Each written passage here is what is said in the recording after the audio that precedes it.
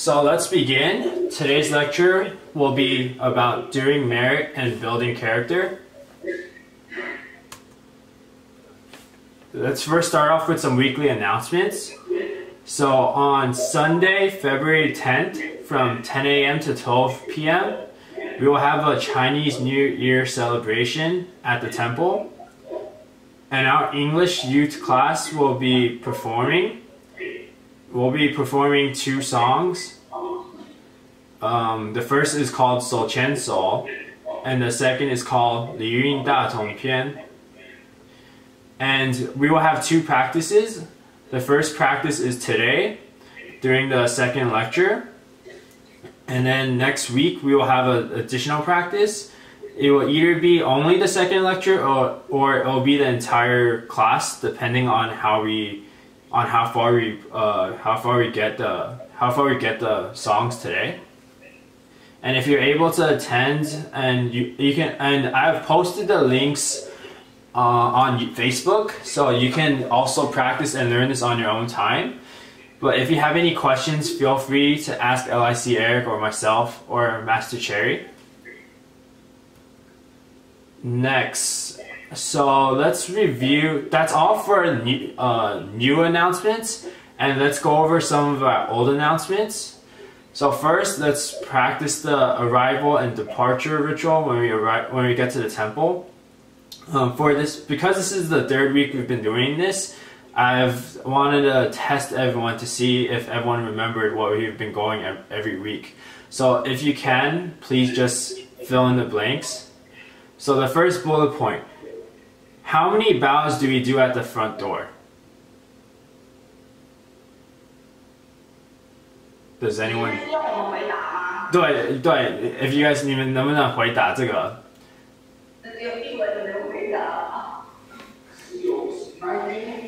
No. The front door. At the front door. The front door is 3 bows. 2 bows to Elijah, 3 bows to Senior Master Shan, 3 bows to Master Yang. That's correct. We've actually not gone in that much detail in this class, but that is absolutely correct. So we will be doing 3 bows at the front door. And then upon that, we will head upstairs and we will go to the main shrine where we will do the arrival ritual, or if we're leaving, we'll do the departure ritual, which we will be learning in this class later on. And then next, fill in the blank. How many bows do we give to the Lao Chen, Len Zhang, and Senior Master Ying, the 2 portraits on either side of the shrine? Can someone answer? Thank you. Right, so we give 3 bows because Lao Chen Len Zhang and Senior Master Ying have both gone on to heaven, so we want to show our respects to them. And then finally, 1 bow every time you see who? Oscar. That's correct. So we also want to show our respects to our masters. So when we see the masters in the temple, we also want to make sure we bow. And here at our temple, we have 4 masters. I believe all of us have already met all 4 masters, but we will, if the opportunity comes, we will introduce them to everyone. Okay, so 3 bows, that's correct. 3 bows and master. Okay, temple uniforms. Please refrain from wearing shirts that do not cover your shoulders, such as tank tops. Please refrain from wearing shorts or dresses or anything that will reveal your legs. Please refrain from wearing sandals, other types of shoes that do not fully cover your feet. And the standard uniform for young adults. So can someone please try to give me what the standard uniform is? White shirt. Dark blue or light pink. And how about shoes? Can I wear white shoes, blue shoes? Usually black shoes, but if you only have white shoes, it is fine. That's correct. Oh, I forgot to put the slide with the correct answer. Okay, moving on to class rules. Please do not be late. Please do not leave early. If you need to do so, please let LIC Eric or myself know ahead of time. Please refrain from using phones during class. And when leaving, please remember to push in chairs. So if you're unable to make it to class, please let LIC Eric or myself know. And here's our contact information as always. This will probably be the last week we put this as part of the slides. So in the future, if you need this information, feel free to go on YouTube and review these old videos where you can find this information, or you can always just, when you're at the temple, you can ask Master Cherry, or when LIC Eric and I myself are back, you can ask us directly for this information. And common temple terminology. Let's just see how much we remember from last week. So I won't first review, we'll just go over each one and then we'll review afterwards if needed. So first, refer to yourself in the temple as 后学, that's correct. Refer to others as 学长或者是前贤 right, and refer to masters as 典传师, okay. Refer to temple hosts as, and then finally refer to lectures as, 讲师 okay. And pop quiz. So for when we refer to others, how do I know when to use 学长 and or when do I use 前贤?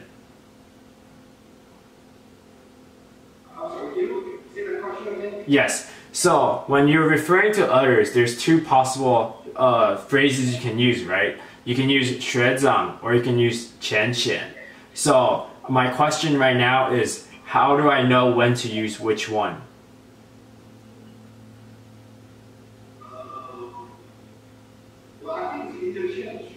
Yes, that's correct. It's actually interchangeable. So it does not matter which one you use in any given situation. You can use both of them, or you could just always use one of them, whatever makes you most comfortable and whatever you remember the most. So we got all of them. Okay, good job. So we will try to review this a few more weeks, and we will hopefully by then we will have enough practice that we can use it normally when we are interacting with other Dao members in the temple. Okay, so today's class. Before I begin, I would like to thank the Grace of Heaven, the Dao Transmitting Masters, the lecturers, Dao Seniors, and everyone here for giving me the opportunity to present this topic. For today's lecture outline, we have three main points. First, we want to discuss the purpose of doing merit and building character. Second, we will discuss why we should do merit and build character. And finally, we will have a conclusion. The purpose of doing merit and building character. For people who cultivate and want to become Buddhas, they must start with the fundamentals, which is doing merit and building character. Because when you do these, you will learn how to be compassionate, and you will be practicing compassion on a daily basis. So the practice of cultivating can be accomplished through giving and expressing our love and concern for everyone, or mankind.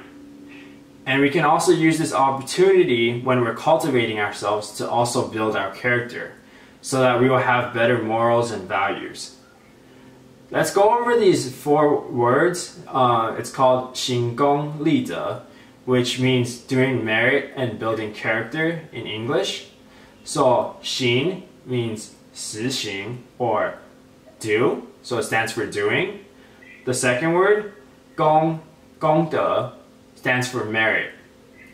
And then 立, 建立, stands for building. Finally, 德行, stands for character. So 行功立德就是指要行外功修内德. What this phrase means is that we must be doing merit on the outside in our daily life, and when we do so, we are also cultivating our inner self. And we can do there are many good deeds. We can do all types of good deeds, but typically we will say that doing merit fits into 3 categories, or 3 main types. The first is voluntary contribution, the second is Dharma contribution, and the third is volunteer contribution. So voluntary contribution means using our money for the benefit of the general population. For example, most often we can think of voluntary contribution as printing Tao Sutra books. Tao Sutra books, in these Tao Sutra books, they contain a lot of wise and useful information, and the purpose of these books is to help teach people. So when we print more of these books, we're providing more resources for everyone to benefit from, and because of this, the overall community can change and improve, and everyone can become more kind. Thus, this is one way of how we can help do merit through monetary contribution.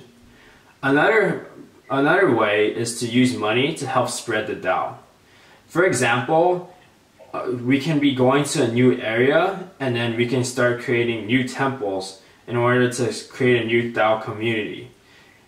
Going to a new area and creating a temple means money, because we have to finance all these expenses, such as building a temple, running a temple. These are not easy tasks. When we run a temple, there are many things we have to do, such as buy fruit for the offerings.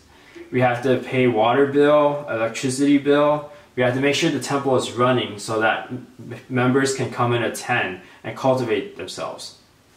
Both of these are examples of monetary contribution. Second, Dharma contribution. Dharma contribution is when we use our words to do good deeds.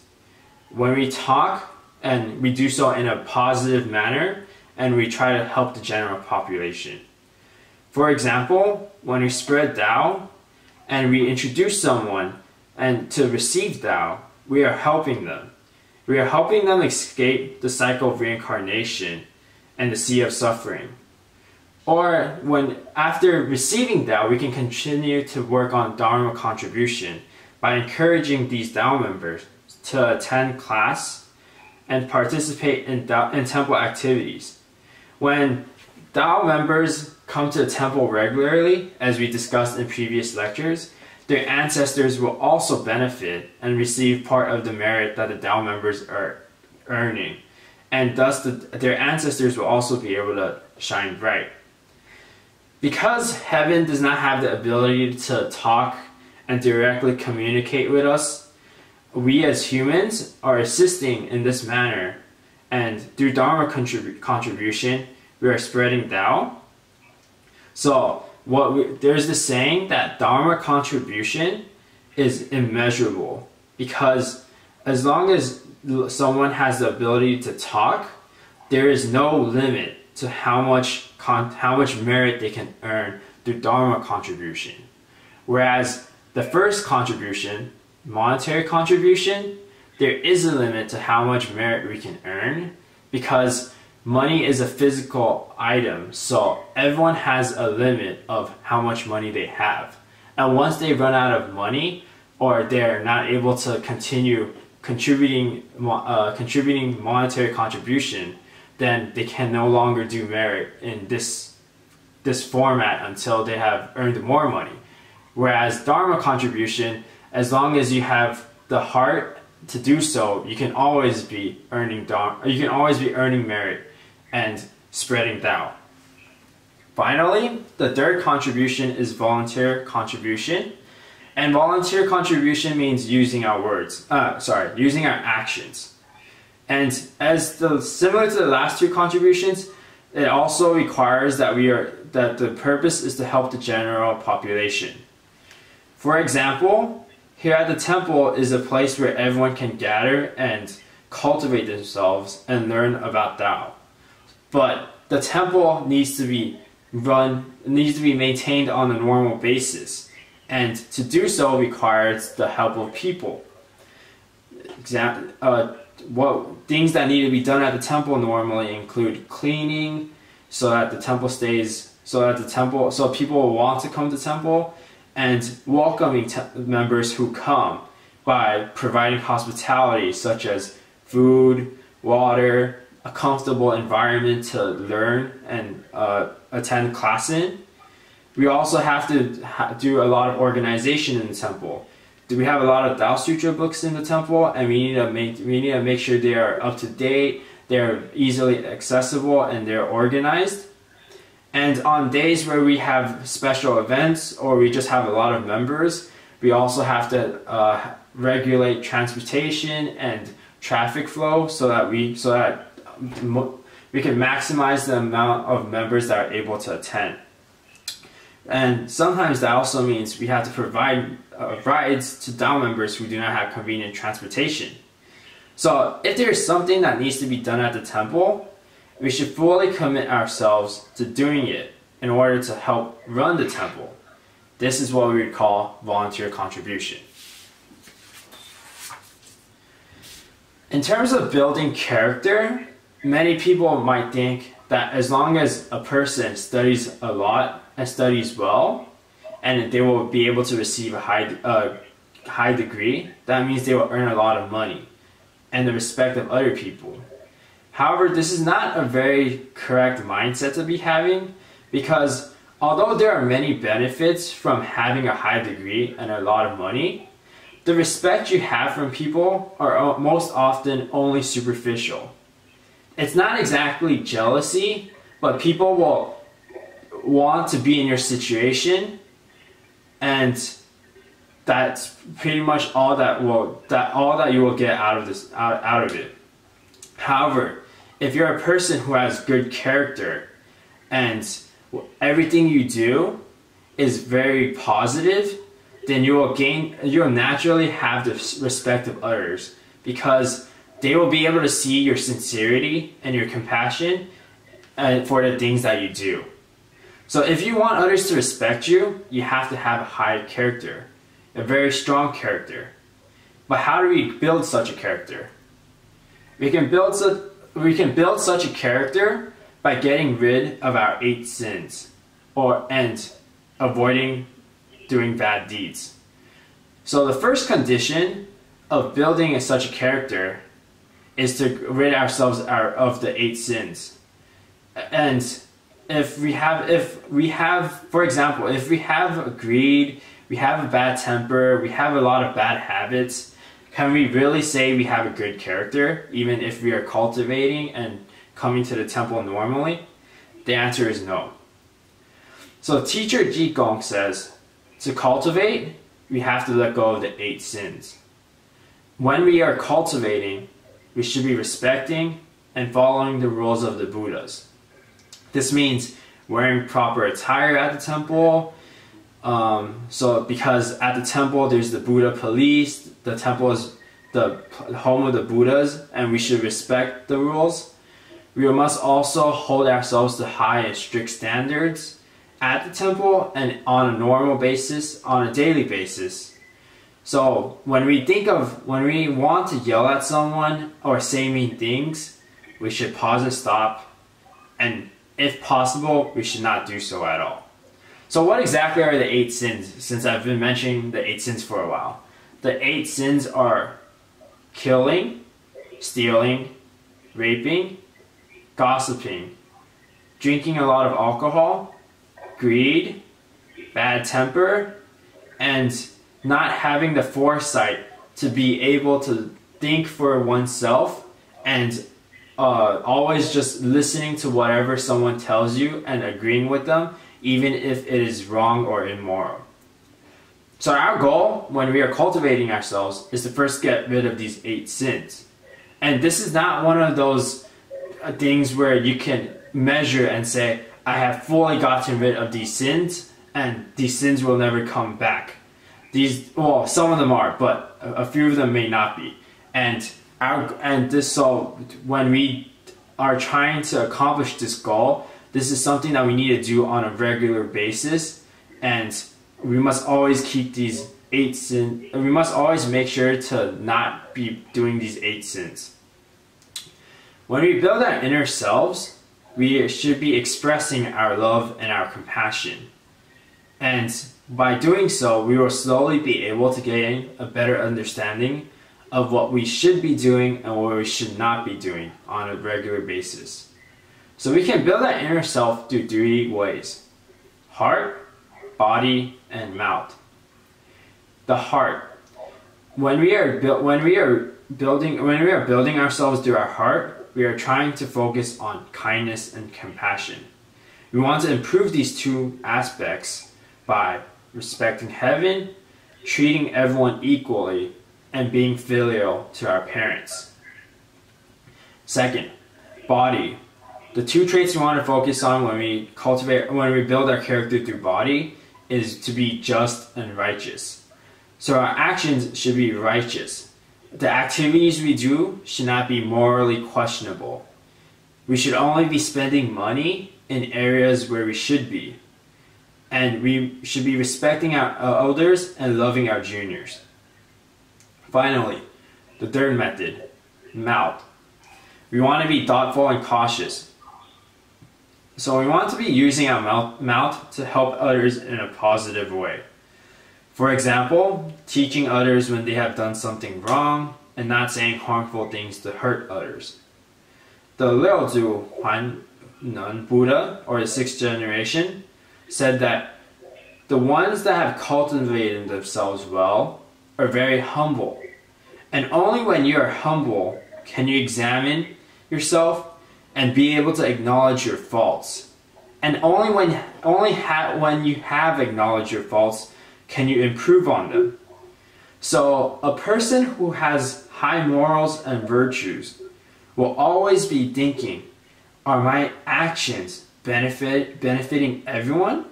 They're not simply thinking about themselves. So those who truly understand why they should help others do so quietly.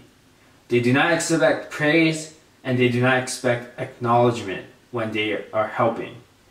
They are not doing it for others to see. They are doing it for themselves. I want to share a story now. This lecture, we will have many stories today, and the first story is called The 4 No's. And this story is an example of building character. There was once this high official called Yang Zeng. He would often introduce talented individuals to help the government. In one county, called the Zhangyi County, there was an individual called Wang Mi, who was introduced to the government by Yang Zeng. And one day, Yang Zeng had been promoted, and he was going on a promotion tour. So he was traveling through a number of counties and seeing how the counties were running normally. And one of the destinations on his tour was the Zhangyi County. When Wang Mi heard that Yang Zeng was coming, he wanted to show his appreciation to Yang Zeng, so he brought a number of gifts to give to Yang Zeng at night. As Wang Mi was leaving, he told Yang Zeng, "Because I wanted to thank you, I prepared this gift for you. Please accept it." Yang Zeng asked, "What is in this package?" And Wang Mi said, 10 jin of gold.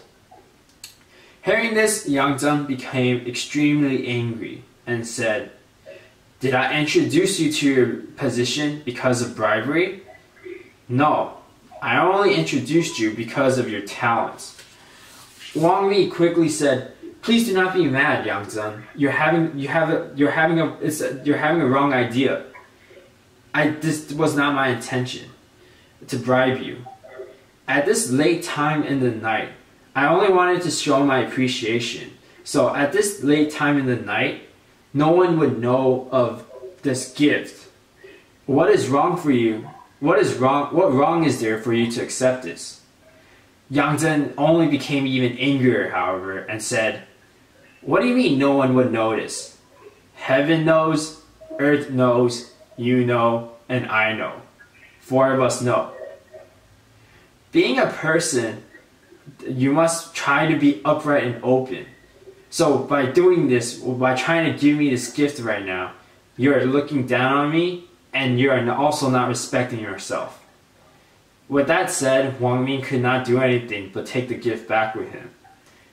He also took the words that Yang Zhen said to heart and started sharing Yang Zhen's words to everyone that he encountered, because these words showed how upright and a more official Yang Zhen was. It showed that Yang Zhen was an official that could not be corrupted and bribed.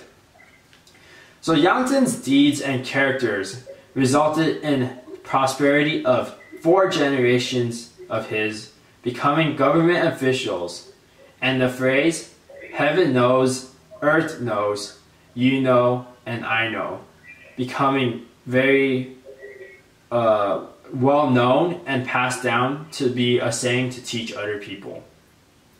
So that was the first story, the 4 no's. And the second story I want to present today is called Cold Ashes. Cold Ashes also touches upon building character.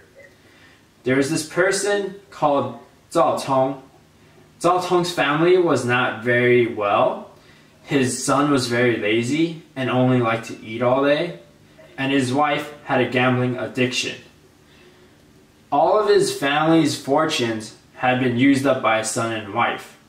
And he was very heartbroken. So and no matter how much he tried, he could not solve his family problems.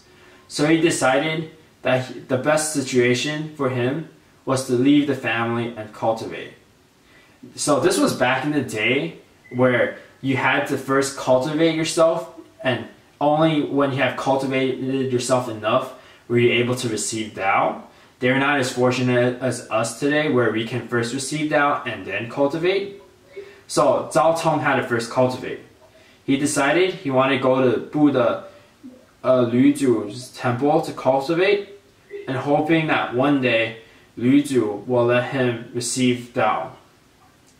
So when Zhao Tong got to the temple, he thought, to become a Buddha, I must have merit.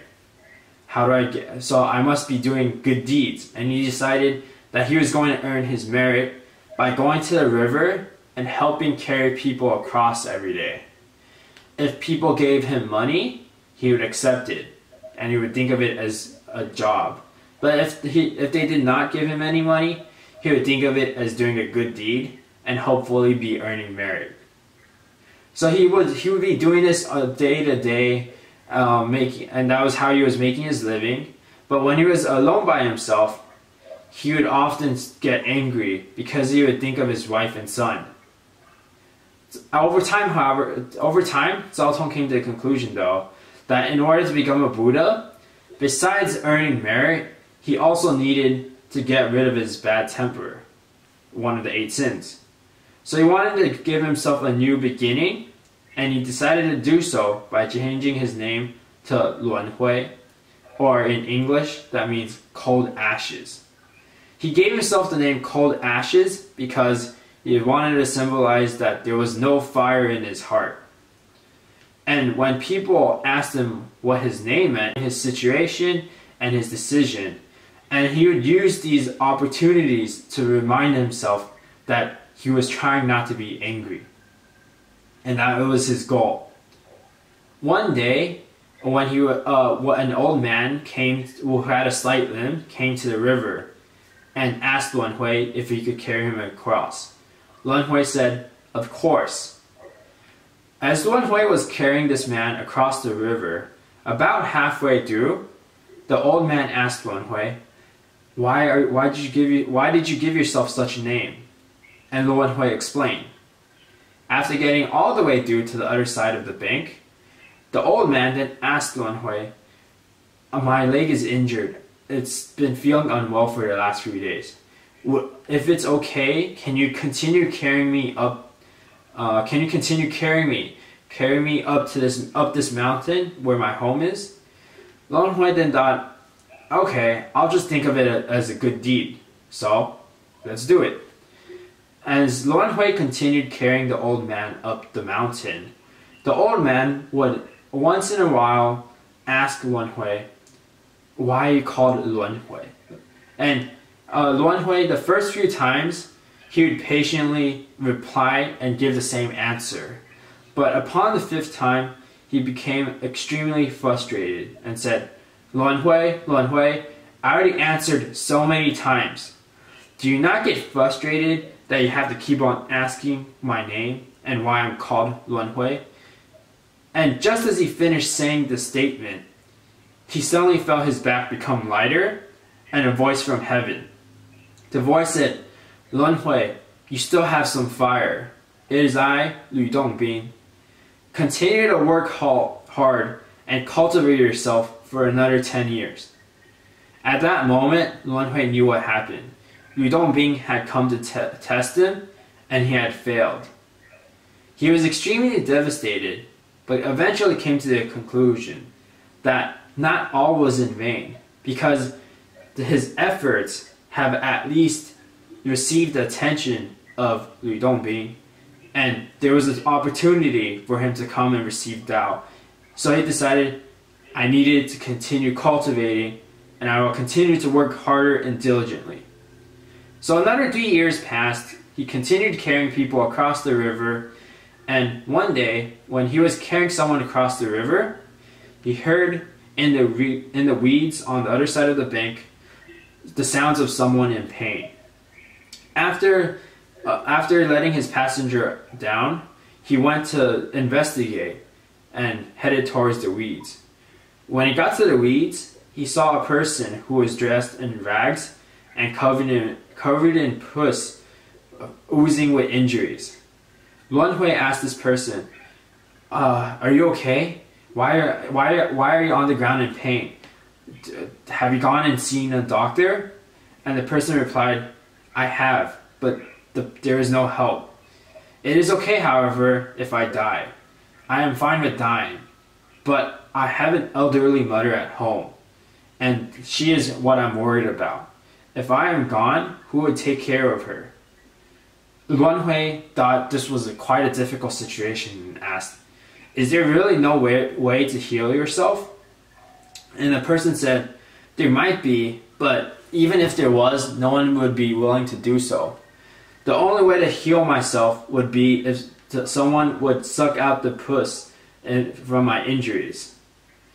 But the pus smells extremely bad, and no one would even come close.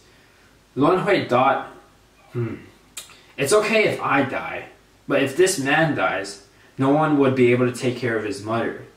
Thus, Luan Hui decided to suck out the pus as a good deed, and if he died, so be it.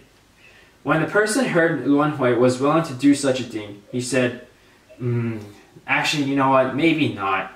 The pus is really bad. I don't want to have to make you go through this.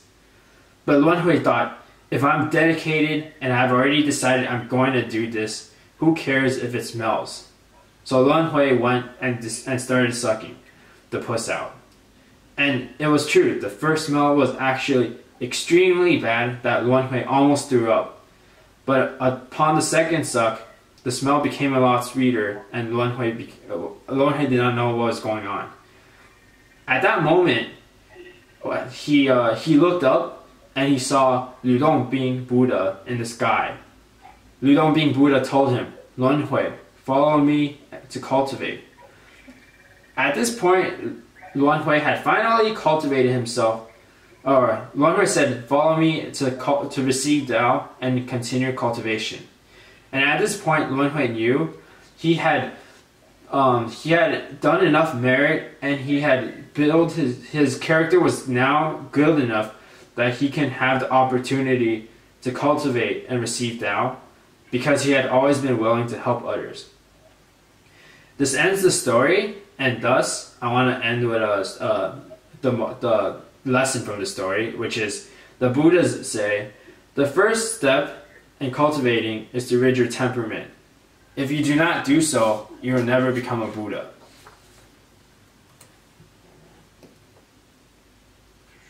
Okay, moving on to the second topic, why we should do merit and build character. Why do people who cultivate need to do merit and build character? There are 4 benefits to actually doing so. The first reason is to cancel bad karma. So every person does not know how much bad karma they have accumulated in their lives. The difficulties and obstacles we face in our lives is our way of paying for any wrong deeds we have done in our past 60,000 years of life. Some people will be sick for a very long time and cannot be healed through medicine, and this might be because they have karma sickness. The sickness might be the way for them to pay back what they owe, or maybe because they have done a lot of bad deeds this lifetime and they are just paying it back a lot earlier. If a person has no merit and a very bad character, how can they expect the Buddhas to help them solve their problems? I want to share a story now. In the temple, there was this one female Tao member that originally began cultivating very passionately and diligently. She took the vegetarian vow, she opened the temple shrine, and she was always one of those that was doing all the things that the temple needed and was always volunteering and very excited to do so. But at her most devoted time, her husband got in a car accident. And this incident greatly affected her. She started questioning why such a thing would happen to her. I've been diligently doing merit and good deeds. Why am I so unfortunate? And she became very angry and started blaming it on everyone. She started saying bad things about the temple and stopped cultivating. But it might have been because this Tao member had done a lot of good deeds in the past that the Buddhas did not want to give up on her. And at one Dharma meeting, teacher Jigong told the Tao members present to tell this female Tao member to come. The other Tao members told teacher Jigong, she won't come. She hasn't been to the temple in such a long time. She dislikes being here. But teacher Jigong insisted that she would come. And if she did not at first, the Tao members were to find a way to convince her to. When the Tao members went to find her, surprisingly, this female member said yes without thinking it thoroughly. It was because she was still angry and she wanted to confront the Buddhas. And when she arrived, she did not show her respect or bow.